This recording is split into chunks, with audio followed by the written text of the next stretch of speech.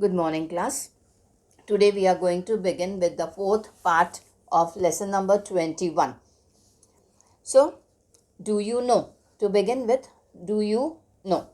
A sufficient quantity of water is necessary for the processes of digestion to take place properly, as well as for the food to keep moving through the alimentary canal. If one does not drink enough water, one becomes constipated. That is, one passes hard stool or does not pass it regularly. Now, children, what do we understand from this? A sufficient quantity of water. Now, what is sufficient quantity of water? That is, at least 2 to 3 liters of water we should drink daily. Now, why is it necessary? It is necessary for the processes of digestion to take place properly, as well as for the food to keep moving through the alimentary canal. When there is water, along with the water, the food moves smoothly. It does not put pressure, it is not hard in moving, it moves smoothly. Right, children? And then in the large intestine, maximum water is utilized, it is absorbed. So when there is more water, it will pass through the large intestine, and from there it is the wastage is thrown out. It is collected in the rectum and thrown out of the anus. So the maximum water is required in the large intestine. Now here, if the water is less, one person has to suffer from constipation. Constipation is opposite of loose motions. You all know what is loose motions. And here a person is not able to pass motion, that is not able to go for number 2. You all can understand. I hope you all can understand what is meant here. One passes hard stool. The motion is hard. You have to put lots of pressure to pass it, or sometimes it does not pass at all. So this is regularly done, it becomes a habit of the body. So the problem behind it is lack of water. So one needs to drink lot of water. So children, moving further, none of the other tasks in the body can go without water. Means what? Each and every task of the body, that is each and every function done by the body, requires water. Now the water that is absorbed during the digestion is the water that is used for all the purposes in the body. That is why it is also important to drink adequate quantities of water. You should drink sufficient, at least 2 to 3 liters of water every day for your body organs to function properly. The upper end of both the esophagus and the windpipe open in the throat next to each other. Where are they situated? In the wind, it is in the throat, next to each other, side by side. When the food is swallowed, the windpipe remains closed.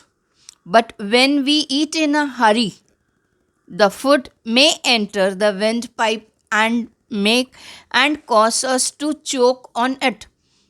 That is the reason why we must not eat in a hurry.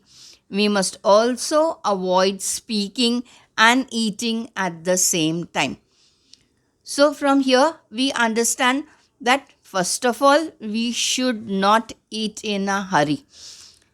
First thing, eat calmly, sit down, relax, eat, chew your food properly, which helps in digestion.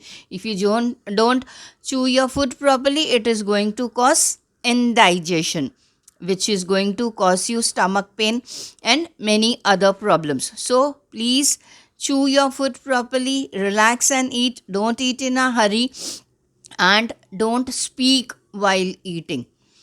What happens? Sometimes the food, instead of entering the food pipe, instead of entering the esophagus, it enters the windpipe.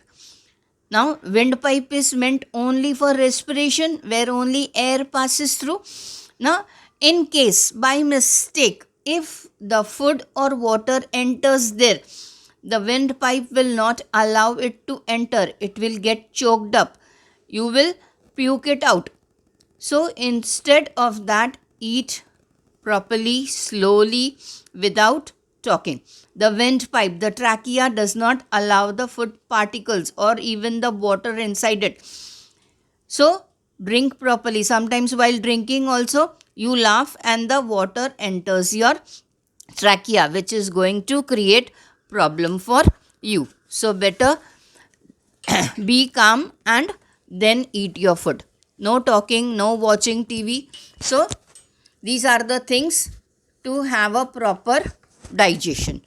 Now, moving further, if we want healthy lifestyle, if we want healthy teeth, we need to look after them. Every tooth has a covering of enamel which protects the delicate inner parts of the tooth. Enamel is the hardest substance in our body. What is the enamel? Enamel is the hardest substance in our body. Now, every teeth is covered with what? Every teeth is covered with the enamel. Why? It protects. Protects what? The delicate inner parts of the tooth. You know the difference between teeth and tooth. Right, children? Okay. But if we do not keep our teeth clean, even this enamel corrodes and the teeth decays. The enamel it corrodes away, it gets damaged, it is spoilt. And when it is spoilt, it does not give proper protection to the teeth, and then the teeth starts decaying. While having our meals, we enjoy many different tastes and flavors. We sense them using our tongue and nose. But sometimes we find that a food item tastes or smells bad. It may be because of the food. It is spoiled. Because the food is spoiled. One should pay attention to such changes in food. In case the food has really gone bad, one can avoid eating it. Now, sometimes the food gets spoiled, no? How when does it get spoiled? When it is left outside the fridge for a long time, and inside the fridge also, children, the food is good for hardly 2 or 3 days. It starts changing its taste. The food starts becoming spoiled. So, we should not use them. So, better finish it off on the same day, same time, and if not, if some leftover is there, finish it in the next meal. Don't try to preserve it in the fridge, because again there also it does not stay in good condition for a longer time. Can you tell? Name the organs that bring about respiration. Try to find out that. We have learnt it, no? Which organs bring out the respiration. Systems in our body. You have seen how several organs work together to bring about respiration. If even one of these organs does not function properly, the process of respiration will not be completed. A group of organs which work together to carry out a function of the body is called a system. Thus, the nose, the trachea, the lungs and the diaphragm together make up the respiratory system. Now, children, what is system? We have learnt earlier, when a few organs work together, that is, they coordinate with each other to complete one process, is called organ system. Now, supposing, for example, if coordination is not there, coordination means everybody has to work hand in hand. In the same way, the organs also have to work together. They have to coordinate with each other. Now, for example, see, now you learnt here the nose, the trachea, the lungs and the diaphragm. They work together to make up the respiratory system. So one among them is telling, I am not able to work. I want to take rest. I want to go for a vacation. Is that possible, children? No. These are the non voluntary functions which are done by these organs. They work 24 by 7 without the coordination, without the orders of the brain. So, if one organ is also not working properly, we will have to face severe problems. Go to the doctor, get it checked, and get it treated. So, this is all a systematic work done by our body. Now, if we don't take care of our body, we'll have to face severe consequences. So, children, moving further, name the organs of the digestive system.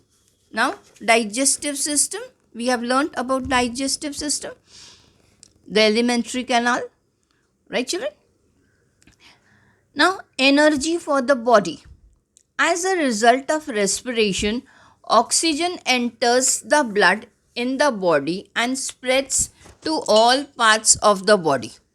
Oxygen enters while the respiration, as a result of respiration, oxygen enters the blood in the body and spreads to all parts of the body. Substances formed in the process of digestion also mix with the blood and reach all parts of the body. Of these, some substances act as fuel for the body. Now, fuel, without fuel, does a vehicle run?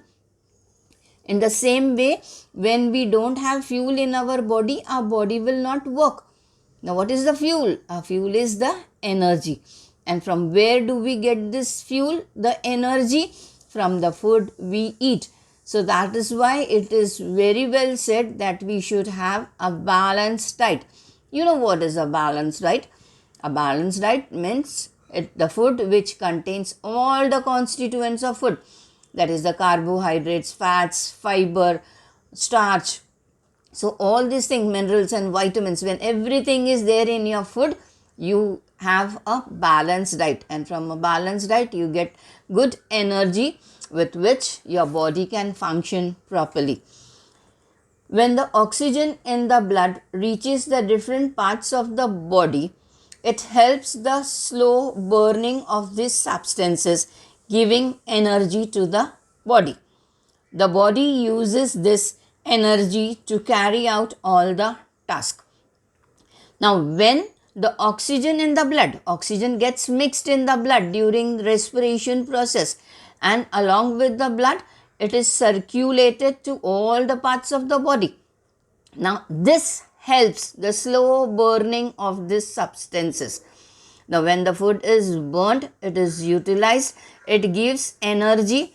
And how does it give energy? The nutritive substances from the food we have eaten, it is the energy. Now, the body uses this energy to carry out all its tasks. This is how we get energy when we eat food. We also get energy when we take rest. Understood, children? So, proper food, proper rest and proper exercise is essential for our body, for a healthy body. That was all for today. Thank you.